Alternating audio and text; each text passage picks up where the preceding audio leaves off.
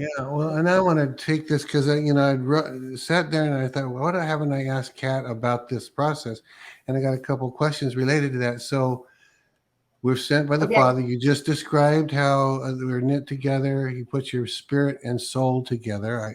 Knits them as like they're like blended together as almost like one spirit. Does it look like a spirit next to a soul or a spirit within a soul? What is it? No, your soul lives inside your spirit. They're both Okay, spiritual things.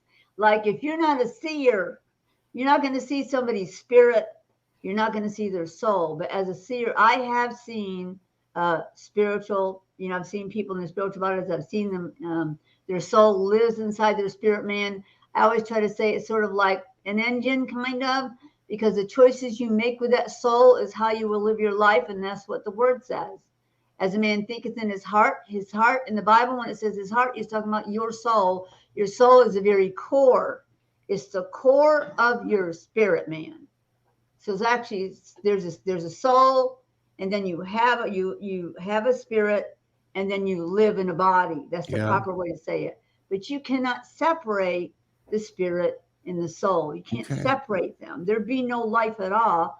When God made Adam's body, when Jesus made Adam's body, the Word made his body. He was perfect in every way, perfect body, everything, but there was no life until the Father leans over Adam's body. And it says in the Word, he breathed the spirit of life. That's your spirit, man. He breathed the spirit of life into Adam's body, and then he became a living soul. That's when he became a living human being. Because Adam, of course, was made by hand. He was made by the Word and the Father. And then people can argue. I don't have time to argue about any of that. But I yeah, know whatever the Father spoke, the Word stepped out, because they would travel where there was nothing. It's actually what they did.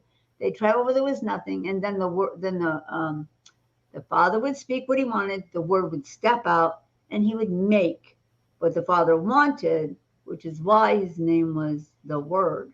yeah, So that's how they did Adam's body when they came down to the earth, and they made a frame for it, a frame, which is mean like an outline or design for Adam's body. And he was perfect in every way, except there was no life.